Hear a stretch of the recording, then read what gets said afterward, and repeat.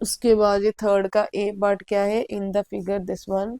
If D B C, D B C this one angle, ये angle 58 degree है, and B D is diameter, B D ये diameter है, ठीक है, of a circle, calculate B D C, B D C, ये angle हमें find out करना है, दिस इज द डायामीटर, अगर ये डायामीटर है तो ये सेमी सर्कल है, angle in the semicircle are of 90 degree, right, तो ये 90 डिग्री का होगा क्योंकि ये सेमी सर्कल में बन रहा है। अब ये एक ट्राइंगल बन रही है जिसमें दो एंगल हमें मालूम है, third angle we can calculate by applying angle sum property of triangle, triangle के तीनों एंगल का सम क्या होता है 180 डिग्री के इक्वल, तो यहाँ पर हम लिखेंगे angle B C D equals to 90 degree, इसका रीजन क्या देंगे, एंगल इन सेमी सर्कल। उसके बाद in triangle B D C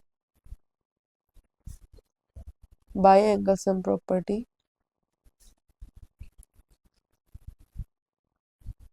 angle sum property से तीनों का सम 58 डिग्री, ये तो दे रखा है गिवन है, 90 डिग्री प्लस ये एंगल जो हमें फाइंड आउट करना है बी डी सी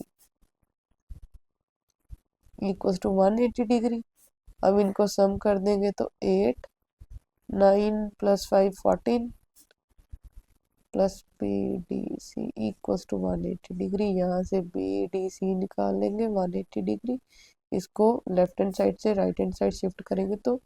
यहाँ पर पॉजिटिव है ये, राइट, यहाँ पर जाने के बाद नेगेटिव हो जाएगा।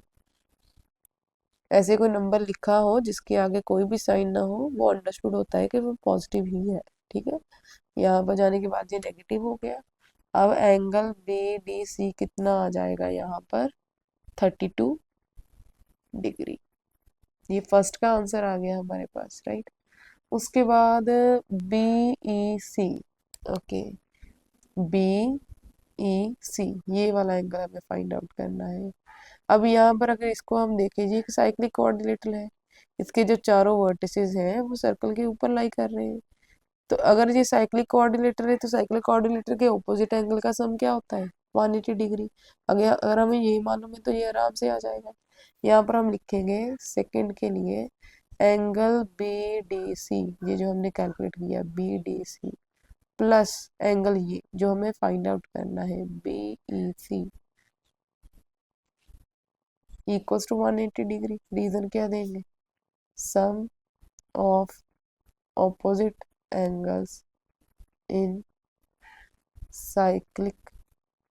क्वाड्रिलेटर इक्वल्स टू 180 डिग्री, ये रीजन दिया। अब यहाँ पर बी डी सी को 32